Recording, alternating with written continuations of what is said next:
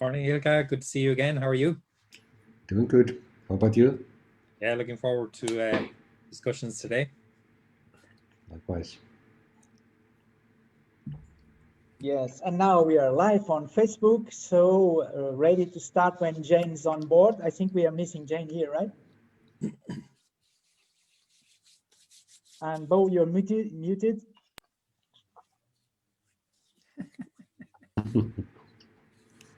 Sorry, she was here earlier. I saw her, but there was something with her sound, so I think she might try to fix that right now. Okay, but we can do like a warm start of the day. This is winter solstice celebration, and I was just reminded that from the participants from Australia, it's the summer solstice also, right? So it's like a global village. It's no longer winter solstice anymore. It's a solstice of two kinds, right? But in a certain sense, it's really a pleasure to be with you all here today and at this time of the day, regardless of being in the morning, if we are in Europe or the vicinity of Europe, or the evening if we are from Singapore. We have participants from all over the world. Peter Say is also joining us, so it's really an incredible group. And while we are waiting for Jane to come up, maybe our participants can briefly do a quick show of hands of how, where are you connecting from, your name and where you're connecting from, please. Starting from alphabetical order. Say, maybe Charlotte, you'll be the first. Yes, hello everybody. Can you hear me? I can hear you fine. My name is Charlotte Dietrich Jensen. I'm from Denmark, working at the municipality of Copenhagen on a daily basis, based in Roskilde, just outside Roskilde, half an hour drive from Copenhagen. I've been a facilitator since, 2003. 2 times CPF in 14 and 18 with the IAF, and has had the pleasure the last year to start facilitating virtually for the first time in my life, and has really found out that I'm really excited about it, and I love doing it, and I am curious about all the possibilities and tools. Oh, Mark is here. Hi, Mark.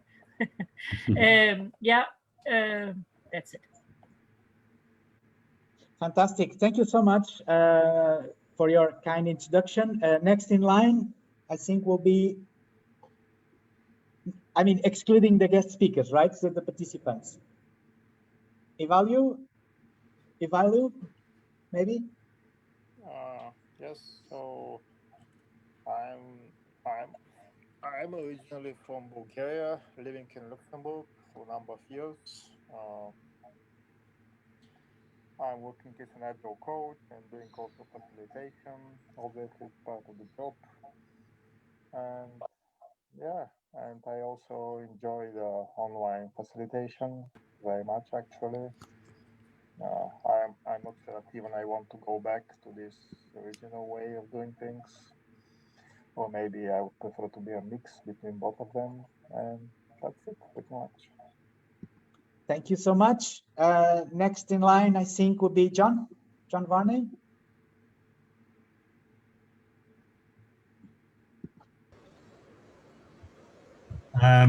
Yes, hello, John Varney. I run a management centre, residential management centre in the north of England. So we're not doing very much these days because of the pandemic. I'm also an author. I've just got a book published. It's called Leadership as Meaning Making, but actually it's there's a subplot about the hero's journey.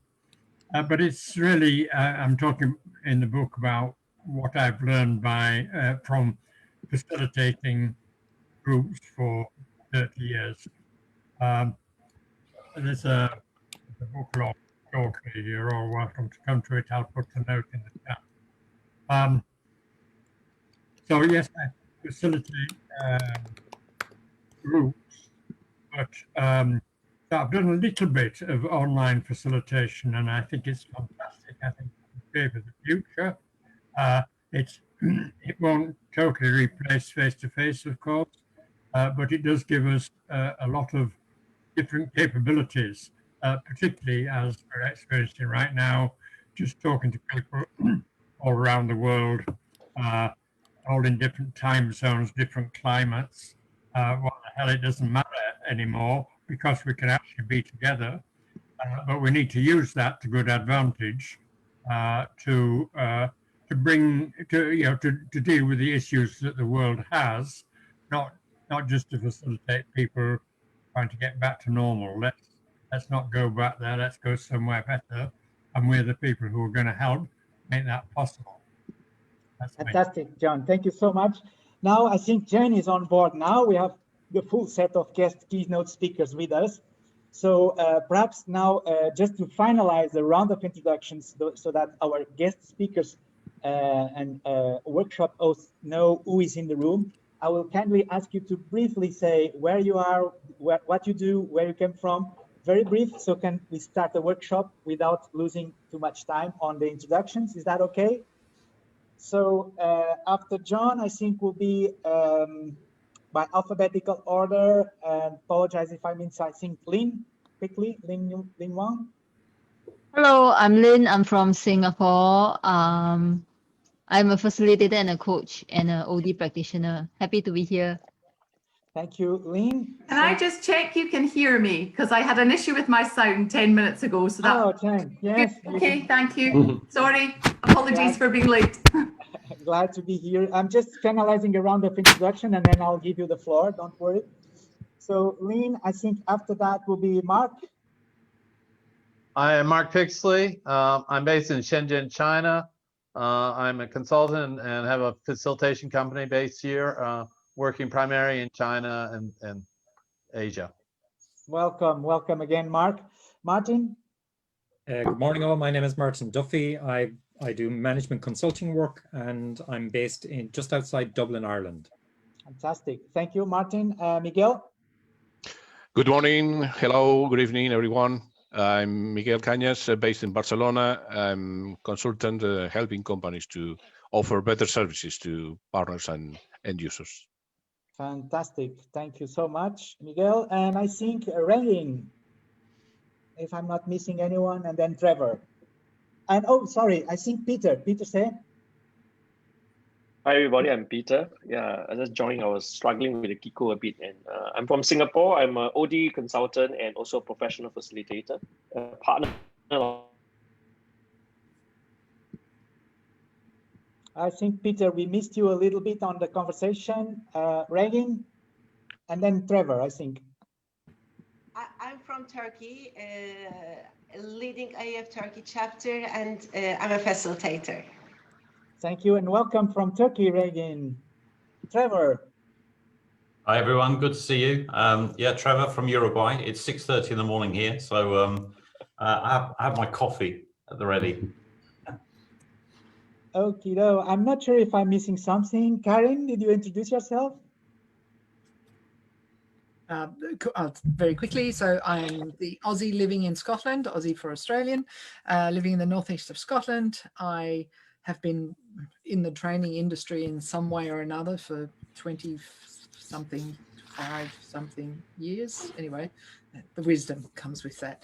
And I actually truly love the digital space, and I love the way that we can travel the globe in a day. Don't get me wrong, I love getting on an aeroplane, but I'm not interested in that right now for obvious reasons. So, and fell in love with the product that we're about to hear about, actually, and which is actually, as a result, I've started 2 other businesses because of it, of this year. So, yay. Thank you so much, Karen, and welcome everybody. And we are now ready to start. So this is the first of the boot camps for today, Digital Collab. So with me, I have here in alphabetical order, Bo Krüger, Jane Cunningham and Iklka Mäkitalo. I'm going to give the floor to them and ask them to briefly introduce, and we'll start the workshop from there. So Bo, without further ado. Yeah, thank you. I work as a management consultant and a meeting designer, and my specialty is how to engage participants more to create more value in meetings and also more fun and engagement. I'm a bit nerdy, so I like to write books, and also I like to bike. As you see here in the background, this is a painting from my mother to me of guys riding bikes. So that's something I love, my mother and biking. And I'm based in Copenhagen, where I am right now. Brilliant. Thanks, Bo. Well, I'm Jane Cunningham. I am a Scot living in Sweden, and I have been here for about 6 years. So in countries where it's just getting light, it's almost getting dark here. No, that's an exaggeration, but we don't see much sun these days. I joined the world of facilitation about 3 years ago, and I'm heavily involved in the IAF, where I met Paul and Trevor. I work in the meetings industry predominantly. I work for an alliance of convention bureaus, so 12 global cities. And we're used to meeting face-to-face, but everything has changed this year. So I'll be sharing some highlights from an event that we turned virtual and some learnings from that. So thank you so much for having me join today. Good to meet you all. Thanks, Jane. I'm Iklka Mäkitalo from Finland, from central Finland, a town called Jyväskylä. And I'm CEO of Howspace and product owner. I have a long history also in consulting and facilitation and training business, and now focusing helping others to digitalize their way of working. Fantastic. Thank you so much, dear guest speakers. I've made you co-hosts, and I think that I'll give you the floor now for after this round of introductions. Let's then proceed as you like.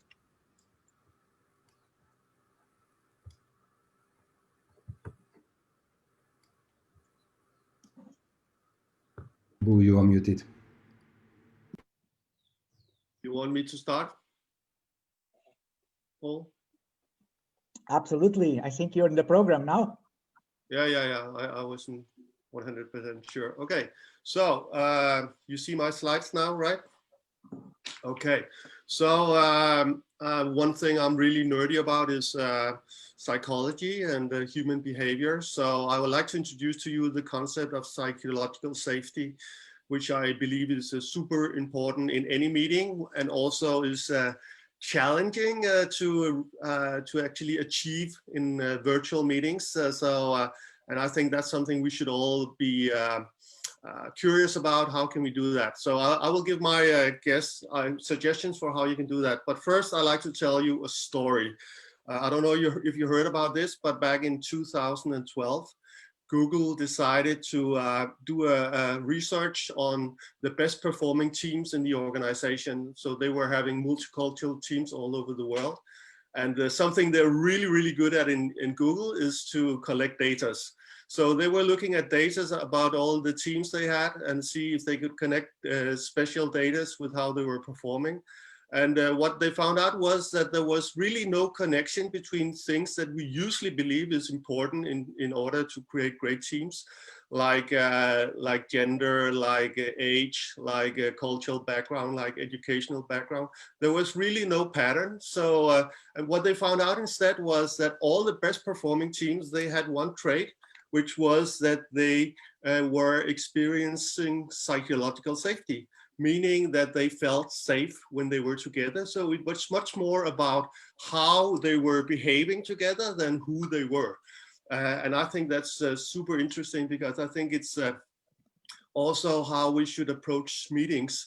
They call this Project Aristoteles. And what they found out is important is this psychological safety. And it's a term that comes from the Harvard professor, Amy Edmondson. She just wrote a book about this. It came out this year. It's, I don't remember the name, but it's The Fearless Organization, it's called. And she did a lot of research on this for many, many years. And I'm going to explain a little bit about the core concept here. So psychological safety is the belief that one will not be punished, humiliated, or blamed for speaking up with ideas, questions, concerns, or mistakes in a group. So this could apply to a team, but it could also apply to a meeting. And actually, we can see that a lot of people are actually afraid of speaking up. which causes a lot of problems and difficulties in teams and groups and meetings. So it's all about creating a work environment which is safe for interpersonal risk-taking. So what happens to a team if they feel psychologically safe? They make less mistakes because they dare to talk about the things that doesn't work, then they can fix it. And that's also how Amy Edmondson, she started her study. She was looking at hospitals, trying to figure out why is it that in some hospitals you have many mistakes and you keep repeating them. And it's usually because you don't have psychological safety. People don't dare to talk about things that are going wrong, and then they can't fix them. Otherwise, you had other teams that could really talk about it and then fix it. You also learn faster because that's a feature of learning, is that you will make mistakes. And you only dare to make mistakes in an environment where it's accepted, or you don't feel that you are put at risk if you do mistakes. You're also more innovative because people dare to put forward crazy, silly, stupid ideas if they feel safe. So psychological safety is usually something which is found on the group level and is very much shaped by the local leader or the facilitator. So this means that you as a facilitator, and I heard most of you are facilitators, you can actually create this environment in a meeting or a conference or in a team, even though the rest of the organization doesn't have psychological safety, you can actually create it with a smaller group, which is good news, I think. So what happens if you don't have psychological safety? You can have like big scandals like the Dieselgate in Volkswagen, if you remember that one. So it turned out that they were hiding important information, so they could actually have fixed this bug really, really early. But there was an environment of fear. There were some managers, they were screaming and shouting of employees and so on. So no one dared to bring onto the table that things were going wrong. So the disaster went on and on and on until it was, you couldn't stop it. And we don't want that to happen in our meetings or in our organizations. We want exactly the opposite. So the question is, how do you actually build psychological safety? And there are at least 3 things you can do. And I will go into that. You can frame the work as a learning problem, not an execution problem. And you can acknowledge your own fallibility, and you can model curiosity. So how does that look? So to frame the work as a learning problem is about starting out by recognizing that there is an enormous uncertainty and interdependence ahead. So we all have to contribute, and we have to be able to talk about both the good things, but also the bad things. And so this applies to an organization, but it also applies in a meeting. So this is the kind of environment we want to create. We want people to get together to find solutions together. So we need everybody's brains and voices in the game. Okay, then you are the role model as a facilitator or the manager. So if you dare to show vulnerability or create intimacy, meaning being a little bit more personal, so not only professional, that's usually where you can start creating a safety and trust in a group. So for that reason, I've showed you a picture here, which shows me in a vulnerable moment. This was at the beginning of the coronavirus. My hair was getting too long. I couldn't get a haircut, so I did it myself. And I tend to like eggs as well, and people told me I look like an egghead, so I wanted to combine those 2 things. And this is what happens with me when I'm too much alone in my apartment for too long time. So yeah. So how do you create vulnerability and intimacy online? And that's, I mean, it's so much easier in a physical environment where we can actually see each other, we can have eye contact, we can touch each other, we can laugh together. But there are a few tricks, and I suppose most of you know this already. A simple thing like turning on the camera. And I actually usually recommend people that they have their normal background, that they don't use virtual backgrounds, because I want it to be as personal as possible.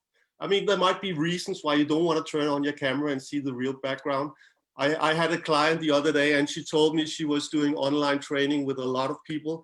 And then her husband, he came out of the bath right behind her, naked. So it does actually happen in real life.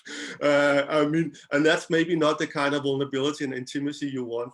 But the thing is, for example, that you see my apartment, you see a picture of my mother, from my mother, and so on, creates a little bit of more connection to me as a person. And I think that's one of the amazing things about online meetings, that we get into each other's homes. And then, of course, small talking. I do a lot of also research on how is it for people to work at home, and they really miss personal relations and they miss small talk.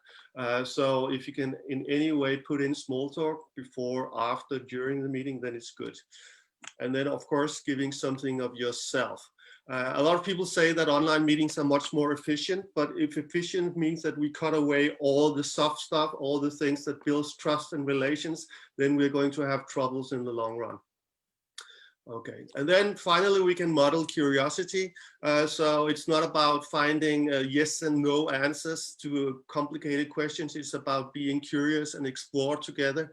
So we can ask questions, we can experiment, and we can be playful. And especially the final part, being playful, that's something I've been working a lot with. How can we make things more playful also in a virtual environment? So if I have some more time, I want to try just a few games with you. Do I have time, Paul, for that? Okay, all right. So I often use energizers. I used to do that all the time in the physical world. And people always told me, I mean, I could do speaks and talks about the most clever things in the world. And when I asked afterwards, what do you remember from my session? People would always say, oh, the funny 2 minutes game you did in between the breaks or something like that. So I try to transfer some of these energizers to an online environment. And I want you to try this one.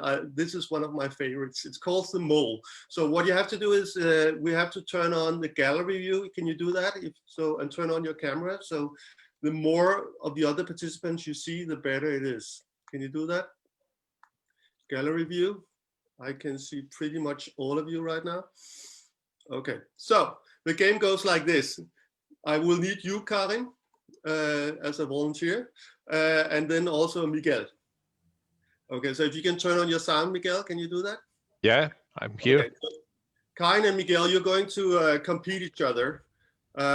So your task is to bash as many moles as possible in the head. And the rest of us, we are the moles, right? So it goes like this, that we will all have to duck so you can see each other on the camera. And then you take up the head. So if I put up my head, then Miguel or Karin, you're going to say my name as fast as possible. So whenever someone says your name, you duck again, okay? You understand the game, Miguel? Yeah. Yeah. Okay. Let's try. You count. Let me open the full gallery. We are 16. Oh. Okay, everyone back down and let's start the game. Back down. Okay, so everybody has to get down first, yeah? Bo. Regin. Paul. Jane. Bo. Regin. Jane. Martin. Charlotte. John. Jane. Ika. Trevor. Paul. Martin. Dane. I did see Mark. Charlotte. Trevor. Bo. Okay. John. Thank you. Oh, I know what I'm doing on the Christmas Eve when I'm running. Brilliant. No, it's not enough people. Thank you, Bo. It was really good. So what's happening here is a lot of you are laughing. We actually have a movement, which is something we miss a lot from working at home. And we see each other in a little bit silly, stupid situation, which is exactly the kind of intimacy and vulnerability that creates psychological safety, because now we've been on deep water together, so we can do it again and again and again, and then we can learn fast. Does that make sense? Okay, good. Do we have more time, Paul? Can we buy another game? I think, yes, we can have another game, sure. Okay. Yeah. So I just want to show you, I used to play, I have an academic background, but I also played improvised comedy theater for 20 years. And there you learn a lot about psychological safety. So basically you go on stage without a script and you have to co-create with your co-players with an audience in front of you, and you have no idea what is going to happen. So you really have to trust each other. So the only way you can prepare is by playing all kinds of games that will prepare you for co-creation.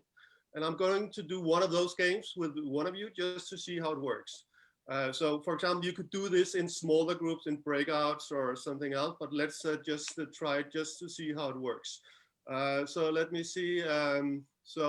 Trevor, are you up for a game early morning in? Yeah, sure. Okay, so the game goes like this. It's called One Word at a Time. So it's all about co-creation. You cannot plan. So what we will create is something that comes out of your brain and my brain together, and then something will happen, and we have no idea what will happen. Most likely it will go wrong, but that's the fun part. Okay, so it goes like this. You say one word, I say the next word, and then you continue with one word and so on. And we'll see if we can create a sentence, or even better, more sentences that are connected. So let's see if it works. So if you start by one word, Trevor, then I'll take the next word. Because I am very lonely. I need cake.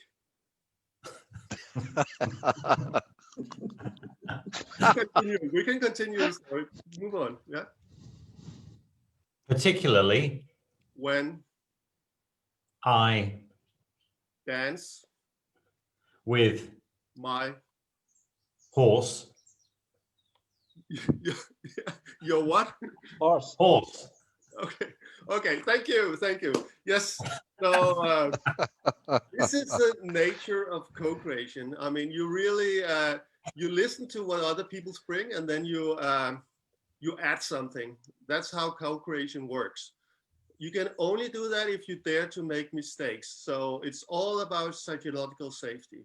So if you want people to meet in meetings, find solutions together, create new knowledge together, then this is exactly the kind of atmospheres and you want. And I often use these small games to prepare people for that. So it's a kind of warm up and also teaches them some important things. So you can take these games if you want them and use them. Okay. Do we have more time, Paul, or how is it? I think we have to move on now because we have to finish in 30 minutes, and still in the program, a little bit of Howspace reflections. And Jane?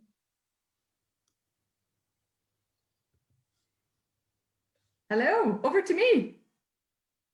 I will try and keep it fairly short because I know we don't have a lot of time. And again, I'm very sorry for coming late. It wasn't part of the psychological safety, but good to be here anyway. I am passionate about meeting impact and what we can create in destinations when meetings happen and once the meeting is finished and has long gone and left that destination. And also I would like to talk a little bit about inspiring change. So I'm just going to share my screen and show you some slides, and we'll take it from there. So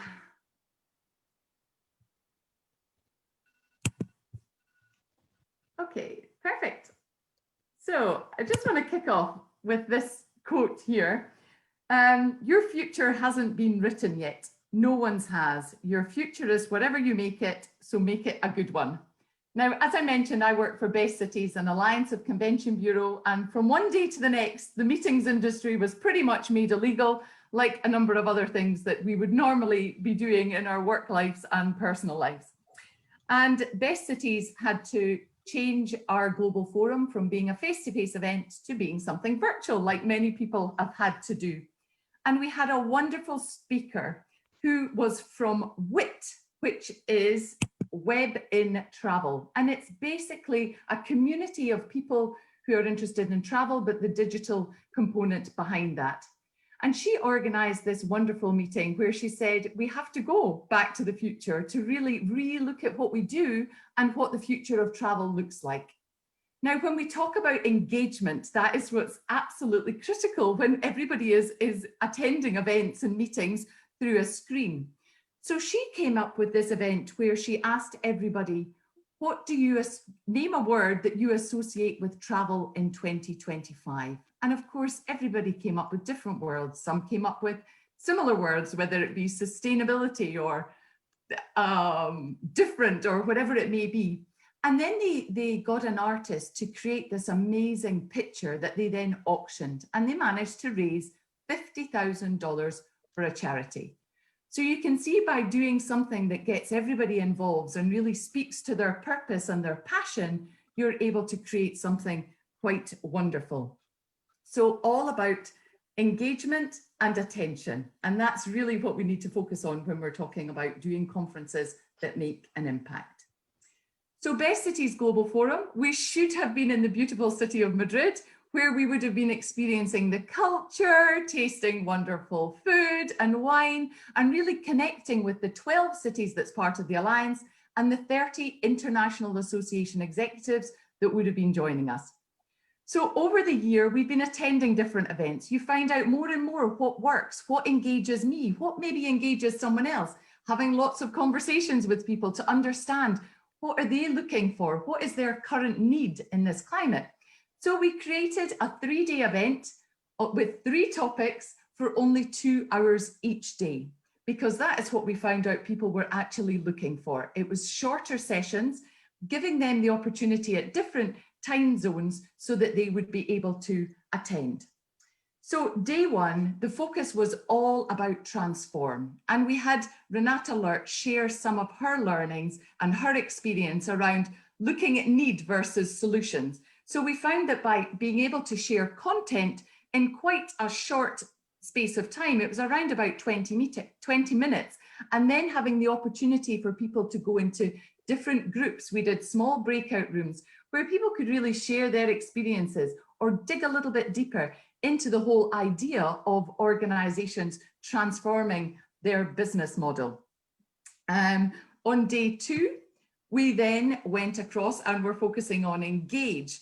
And that was when the first speaker that we had was from WIT. So we had Sue Hoon share her story of her event, which would have normally been a face-to-face conference, and then they changed it into a hybrid event. So we actually had Sue Hoon on the stage at Marina Bay Sands in Singapore with an audience there. So this was the hybrid element of our event. So there must have been around 20 people sitting there in Singapore, and then the rest of us joining from afar. And the really good thing was they kept speaking to Sue Hoon, but then turning to the audience to say, and for those of you who are at home, this is what we're going to do next. And they started doing some different activities that would get people engaged who were sitting at home or wherever they were sitting in numerous different countries around the world to try and create that engagement.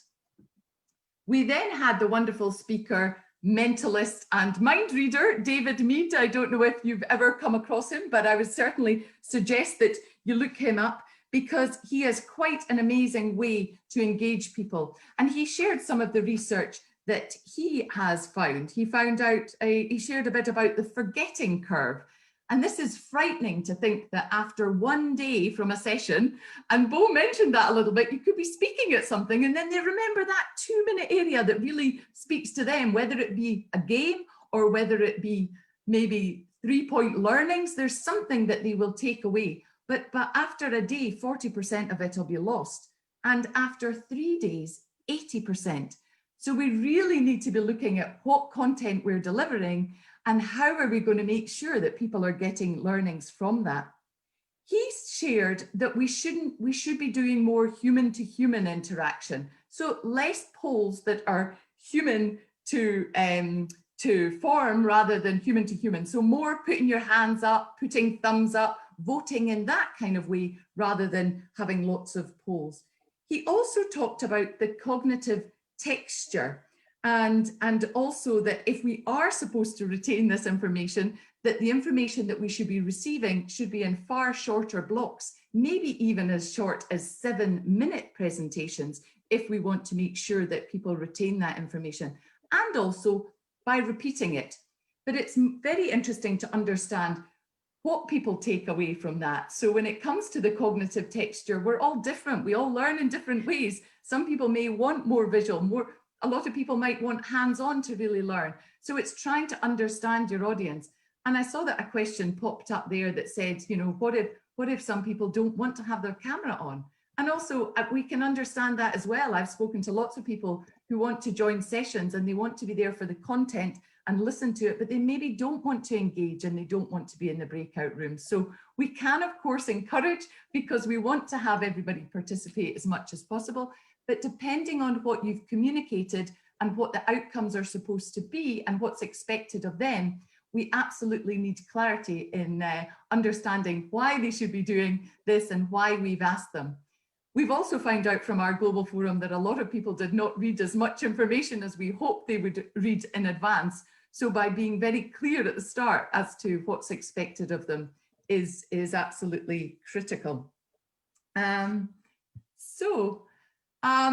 I put in a breakout here because I thought we've had so many different sessions that we've all joined, and so many different interactions, so many different meetings, but we don't perhaps have very much time, Paul. So I'm concerned that I've been talking a lot, but should I just continue to finish off? I think that the most important part is that we can have a conversation also on the Howspace for the conclusions, and then the breakouts as you plan to do. And you still have 3 minutes for the 10 minutes presentation if you want. Okay, well, maybe I just continue just now, and we can make sure we have time at the end. I think that seems the best opportunity to just now, Paul. Cool. Okay, so I talked about day one. Day one was very much about transform. Day two was all about engage. So we had David Mead, as I said, and a number of other different speakers, and we really tried to connect people together. And then day three was all about legacy. So when we asked our delegates why they wanted to join the Global Forum, the three key areas that they talked about: one was that they were joining for the content. Two, they wanted to experience a hybrid conference, which is interesting. And three was all around understanding legacy and impact. So we had three local speakers from Madrid who are all hosting conferences in Madrid in the future. And for example, Natalia was able to share they are hosting the ESTRO conference, which is the European Society for Radiotherapy and Oncology. And she was able to share, by bringing in these experts from that community, how is that going to change the landscape in Madrid and in broader Spain by hosting that conference and getting ESTRO closer to their mission, which is radiation oncology, optimal health for all together. So it was very interesting to hear from these three speakers to really understand how they're then going to measure the impact of the conference once it's left Madrid. Best Cities is focused very much on legacy, and we set up a program 4 years ago now with ICA, which is the International Conference and Congress Association, and it's focusing on the beyond tourism impact of conferences, because often conferences can be seen as economic impact. You know, it's number of delegates, number of coffee cups, number of dinners, whereas we really see that bringing these experts together can create far more impact. And that is also why facilitation has a huge role. How do you connect these global experts in a certain field together with the local community, build that bridge to be able to really create real societal change? We've also done a report. These are some of the winners over the years, a number of associations, a lot of medical associations, but we do know that there is huge impact that's happening across other industries as well. We've also done a great study on advancing event legacy through impact measurement. So where we can, we're trying to make a real difference. And one thing, if I have time, I would love to show this short video, but maybe, Paul, we can keep that for later or share it later on. Please, yes, later on. Let's now go to the conversations.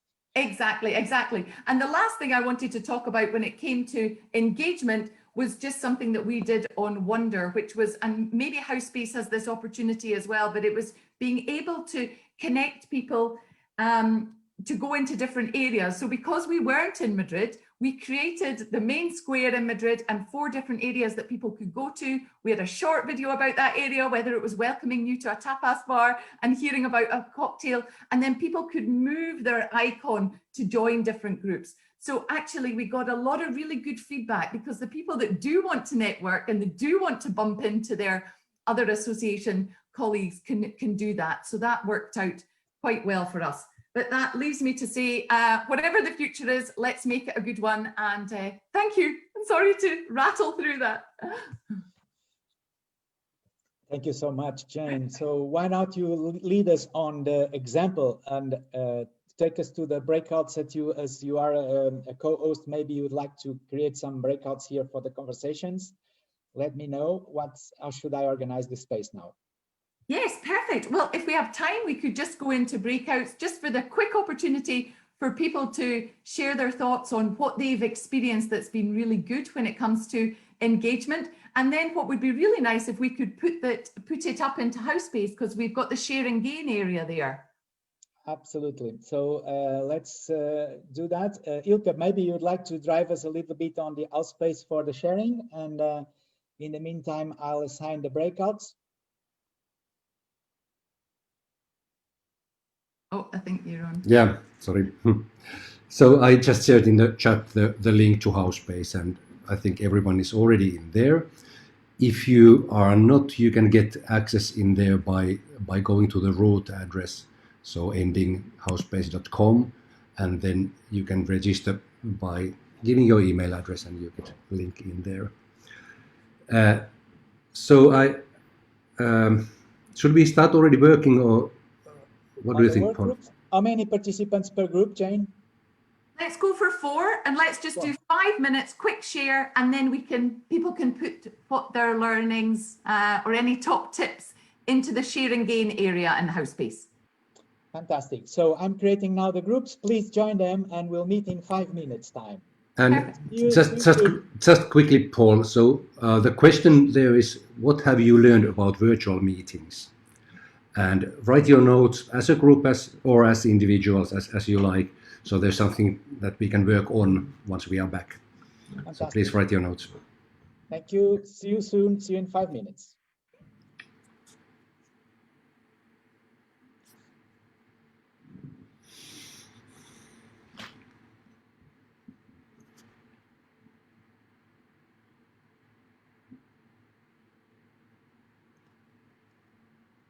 Okay.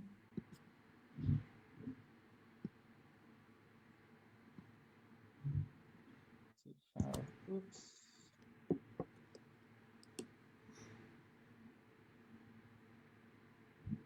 I stay here. You stay here? Okay. You're supposed to be in group 2, room 3 with Karen and Trevor. Yeah. How about you? Are you joining one of the groups? No, I need to stay here because maybe someone else can join at any minute. Yeah.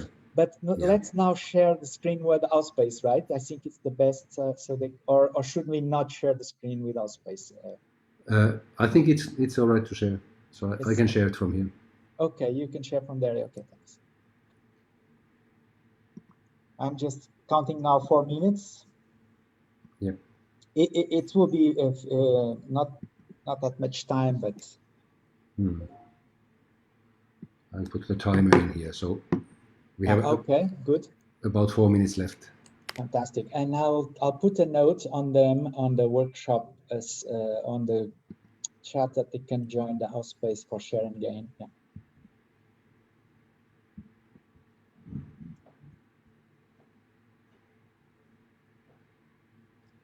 Let me do that.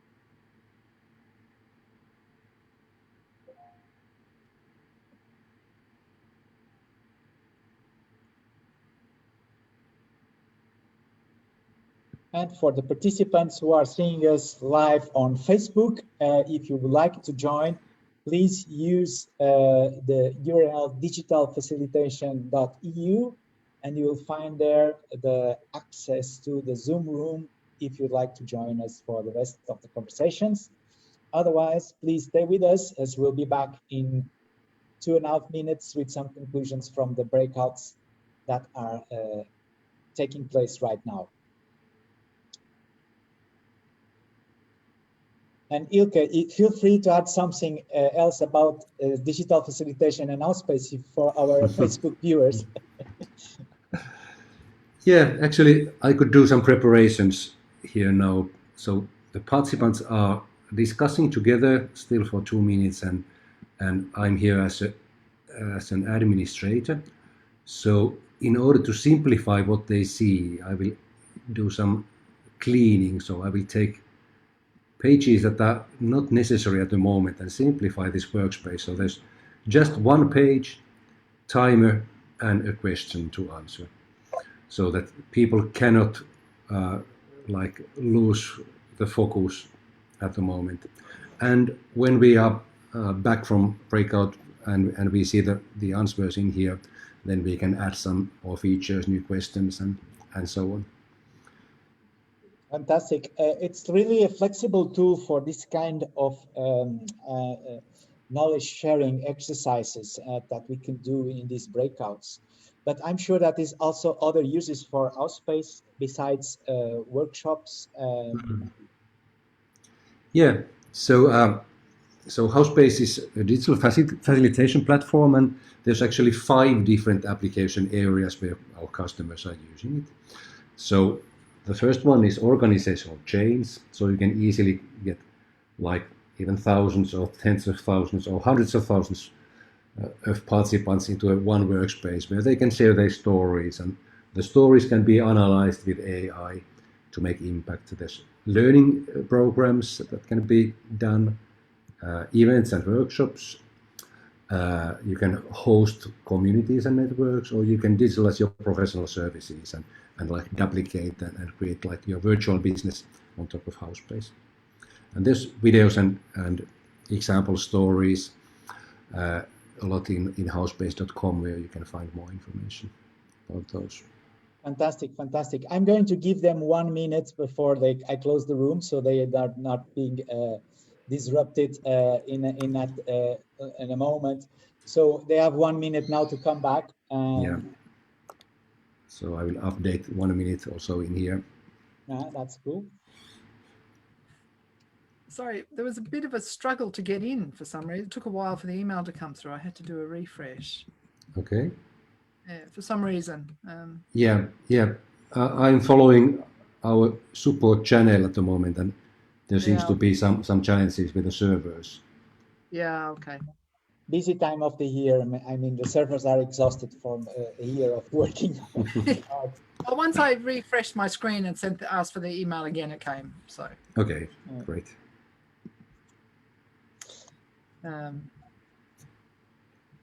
What happened to my colleague? Oh, he but disappeared. there are lots of war stories from digital facilitators all around the world that lose their ideas or something happens.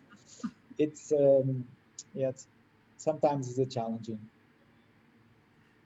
Sorry, Trevor. I was enjoying that bit that we were getting to. That I'd love to hear. You disappeared. Don't worry, I carried on talking to myself.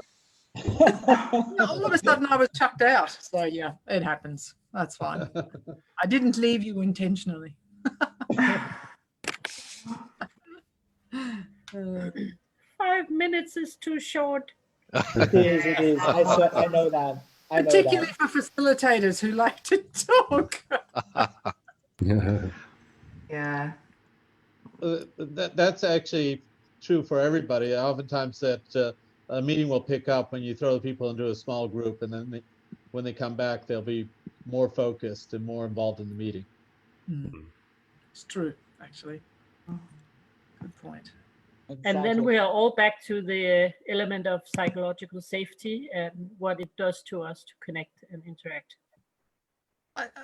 Funny talking about psychology, because it's also my other pet subject. I'll have to connect with Bo, because I also run workshops on psychological safety, and it's a very big part of the work that I do in the safety world. And I think as soon as you can get somebody into a breakout room, as soon as you can get people into a breakout room, into rooms, especially in using Zoom, I find it more difficult in other platforms. But in Zoom, as soon as you can get them into a breakout room, people love it and they become more engaged afterwards. Absolutely. Yeah. Absolutely. And we are seeing already here some interesting comments from Peter Sayre, and also sharing screen. Ilka is showing us how we can configure the Howspace. Ilka, go ahead. Yeah, so I hope that you all have found your way to Howspace and to this share and gain page. I simplified the menu while you were in the breakouts by hiding everything else. So we have just one page, just one widget in here. And I can see from the views that, okay, there's only 5 of you currently in here. One thing that I've been focusing during this pandemic time is that how can we use like different ways of working? So I think we are spending way too much time in online meetings. So how can we work also asynchronously, and how that can be coordinated? And in Howspace, we have thought from the beginning that we would like to have a space where you can have both synchronous and asynchronous work. And one challenge in meetings, like now we have 17 people online, and the only way to have like proper discussion is to go to breakout rooms. And then you meet a small group, but not everyone. And if you try to discuss with 17 people, it's like impossible. As we know, it takes too much time and it's too slow.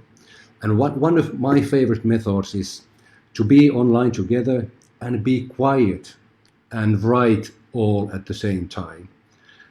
And with Howspace, this chat widget that we are now utilizing, there's plenty of options how you can manage the process. So normally you just have a place where you write stuff and that's all. But here in Howspace, you have plenty of options what you can do. And the best thing I could do now could be to stop talking and give you space for writing your thoughts in there. Now I can see that there's 11 of you already in here. Maybe I'll be quiet for 45 seconds and we can see the power of silence. So please write something more or your first ideas to this topic about virtual meetings. I'll be quiet from now.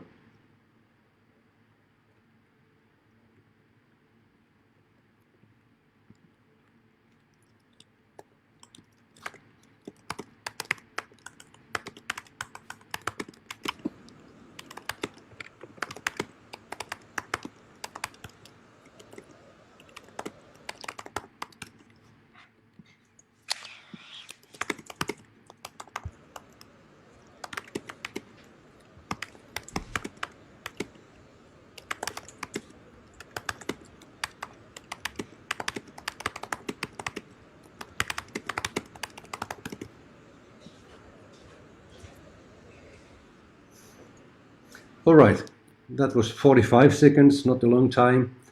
And I think it's a cultural issue for us.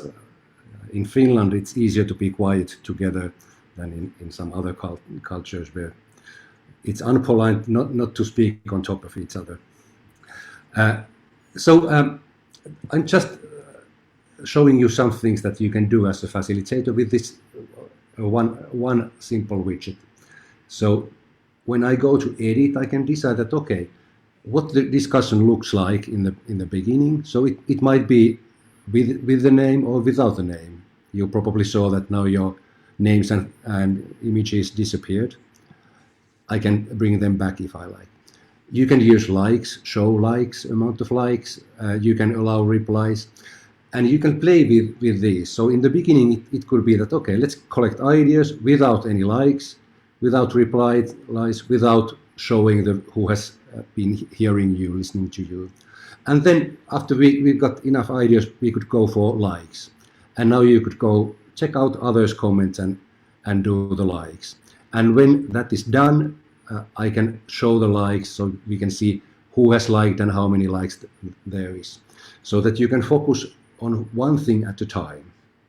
And let's say that, so then there's a task to do, so that you need to read the comments through, because there's a reason for that, like liking. And then there could be another reason, okay, go to check the likes, and now it's time to reply. So if you like to join the dialogue, you can now reply when that is turned on. And then when you would like to know that who is listening to you, that can be shown. Or instead of likes, you could use points or show the points. Or if you would like to forget the writing and use images and videos instead, you could take untick this box and write here instructions to this button that, okay, let's take mobile phones and record a video where you are sharing your story.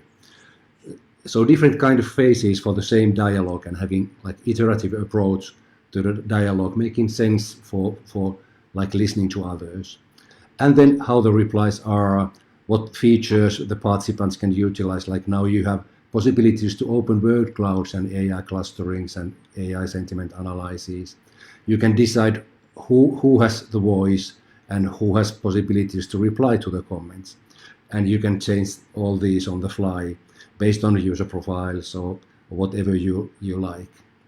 So being able to do everything you can do when you are facilitating an in-person session, but it can be done with huge amount of participants. It can be done synchronously or asynchronously.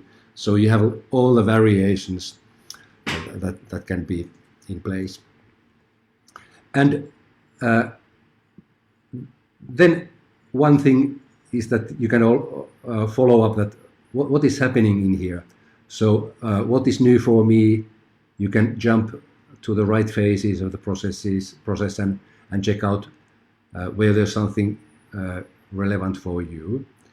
And then now you have rights, for example, AI features. So if you have like more than 15 people in the room and you're using this in a real-time situation, you might say that, okay, don't spend time in reading it all through. You can open the word cloud and check out what you are interested in. Like I could be interested in conversations, and I click that one. I come back to the original discussion. It's filtered by the keyword I selected, and then I can reply to that one. And or if there's like a lot of content and I would like to go deeper in that, I can open the theme clustering. And there's plenty of options for me as a facilitator. So now it's utilizing a so-called trained model. So it looks like 42% of all the discussion is covered with the topic of meetings and gatherings, because it was about virtual meetings. And then there's communication, dialogue, involvement, connections, and so on. But if I then would like to have another view to that, I can go to the settings and decide that, okay, let's use emerging model, so technically unsupervised AI model, to check out it from another perspective. And then it has different kind of results. So people break out probably in the meetings, then managing sessions and so on.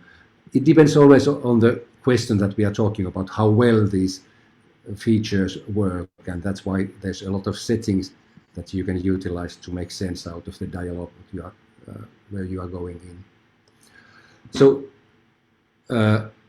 then something else about Howspace. So once you are building your workspace, I will go now to edit this page where I am, and I had here just one topic. So this question about virtual meetings, but I could have like several other topics. I can use 16 different kind of widgets that I can just drag and drop to the page. For example, I could do also the breakout rooms in here and have all the documentation directly in here by utilizing Live widget, that is an integration with Whereby, having the meetings inside Howspace instead of having two tools in use simultaneously. Or I could do polling in here, or dividing the group based on your interest to different small groups, or I could show who we are now online in here. And sorry, that was wrong one. I could embed like third-party solutions in here, like whiteboards and so on. I was about to select this one. So who we are now, and I could select that. Okay, there's 17 of us, so it could be based on some last scene, and let's say 17. Is it showing us now? It should be other way around, so descending like this. That's because this is a space that has been used by several groups so far. Yeah. So that's who are online probably right now. So plenty of options to visualize who we are, what we do, what kind of information we would like to gather with Howspace.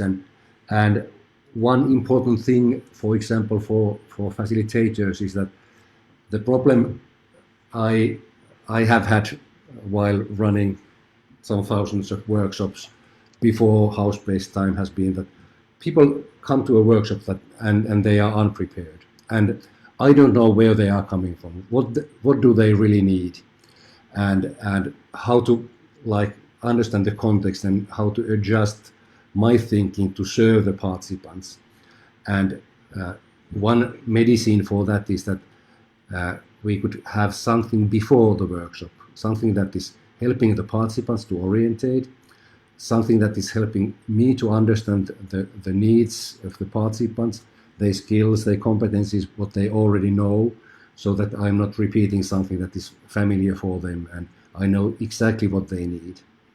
And then during the workshop to collect all the data in a place where it's already easy to utilize, analyze, to go deeper and so on. And then to have like another page for the continuity. So what are we going to do? What are the action points that we decide to do after the workshop? So that it's sliding as part of the continuity of the work, not just focusing on the thing that happens in a moment. Fantastic, Iklka. Thank you so much. You're sharing a lot, and this is fulfilling the mission of this bootcamp, because we had already presentations from Bo and Jane, and now wrapping up all on Howspace and have this wonderful in-depth observation of Howspace, how it can use for sharing in this case.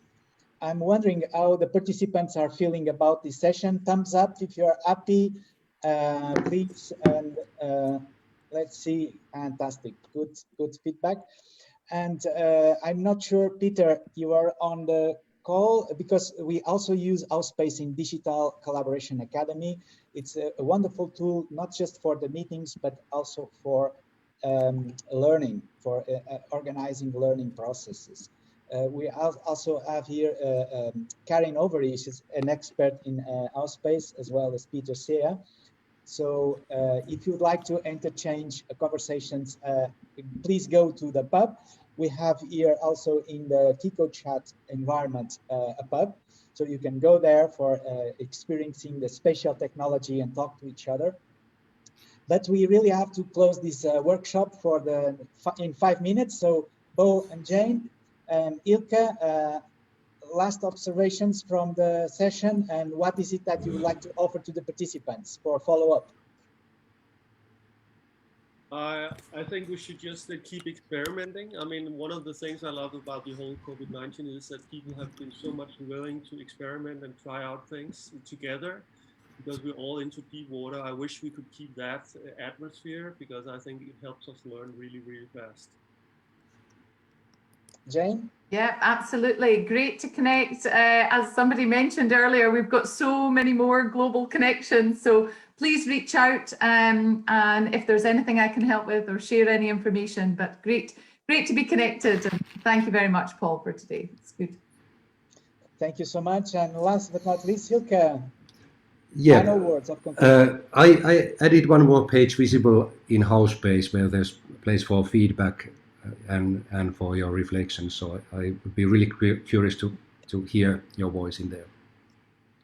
That's wonderful. That's a good facilitation. Let's listen from the participants. So now, dear participants, please go to Howspace and share your reflections there. And I will be leaving you in this room with a little bit of some music. I hope that you can join. And don't forget that we are going to start in an hour or so another boot camp, and with a different technology, this time group map. And let's stay in touch throughout the day with this Kiko's chat space. And let me just thank Ilka, Bo, and Jane for your participation in this bootcamp. It was lovely to have you again. Thank you so much for all the sharing. Thank you so much, participants, for joining. And I'm not closing the room. I'm leaving music. And if you want to stay for a little bit more time in order to finish your comments, that would be great on Howspace. That would be great. Thank you so much. Thank you. Thank you. Thank you. Good. Thanks, Paul. Here we go.